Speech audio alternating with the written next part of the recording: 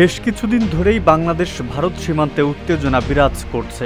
বিশেষ করে চাঁপাইনবাবগঞ্জ জেলার চৌকো সীমান্তে বেড়া দেওয়াকে কেন্দ্র করে উত্তেজনাকর অবস্থা সৃষ্টি হয়। তবে বাংলাদেশ বর্ডার গার্ডের বাধার মুখে কাজ বন্ধ করতে বাধ্য হয় ভারতীয় সীমান্তরক্ষী বাহিনী। তবে গতকাল চাঁপাইনবাবগঞ্জের ভারত বাংলাদেশ সীমান্তে ভয়াবহ সংঘর্ষের ঘটনা ঘটে। এতে অন্তত ৫ বাংলাদেশি আহত হওয়ার খবর পাওয়া গেছে। বাংলাদেশ ভারত সীমান্তে গত কয়েকদিন ধরে চলমান অস্থিরতার মাঝেই শনিবার ফের চাঁপাইনবাবগঞ্জের কিরণগঞ্জ সীমান্তে দিনভর সংঘর্ষের ঘটনা ঘটেছে।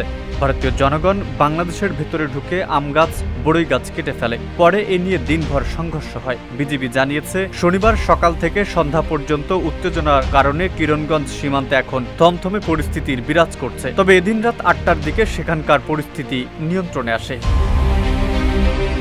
ঘটনার বিষয়ে জানতে চাইলে স্থানীয় সাংবাদিক ও প্রত্যক্ষদর্শীরা জানান, ভারতীয়রা প্রথমে বাংলাদেশিদের ওপর চড়াও হয়। ভারতীয়রা বিএসএফ এর সহায়তায় বাংলাদেশের অভ্যন্তরে ঢুকে ফসল নষ্ট করে।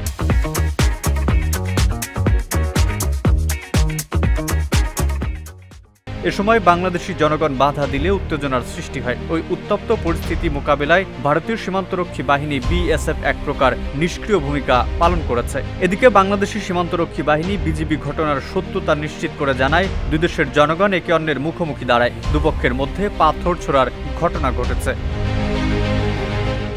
এদিকে ভারতীয় জনতার এমন আগ্রাসী মনোভাব রুখতে বিএসএফ যে শক্ত কোনো পদক্ষেপ গ্রহণ করেনি সেটাও জানিয়েছে বিজিবি। ওপার থেকে সাউন্ড গ্রেনেড বা টিয়ার শেলের ব্যবহার করা হয়েছিল কিনা জানতে চাইলে বিজিবি ঘটনার সত্যতা নিশ্চিত করে জানিয়েছে, দুদেশের নাগরিক গ্রিন লাইনের মাঝে মুখোমুখি অবস্থানে চলে আসে, তখন বিএসএফ তাদের নাগরিকদের দিকে সাউন্ড গ্রেনেড মেরেছে সরানোর জন্য। গ্রিন লাইনের ওপারে টিয়ার শেলও মেরেছে। আমাদের স্থানীয়রা ওখানে ছিল। টিয়ার শেল মারার পর লোকজন সরে গেছে। শেখ হাসিনার সরকারের পতনের পর থেকে ভারতের সাথে বাংলাদেশের সম্পর্ক ইতিহাসের তলানিতে চলে গেছে। নানা ইস্যুতে দুদেশের মধ্যে এখন উত্তেজনা তুঙ্গে। এর মধ্যে ভারতীয় সীমান্তরক্ষী একের পর এক এমন ঘটনা ঘটিয়ে চলেছে। এখন দেখার বিষয় বাংলাদেশ সরকার কি পদক্ষেপ গ্রহণ করে। মেহেদী হাসান, ইত্তেফাক।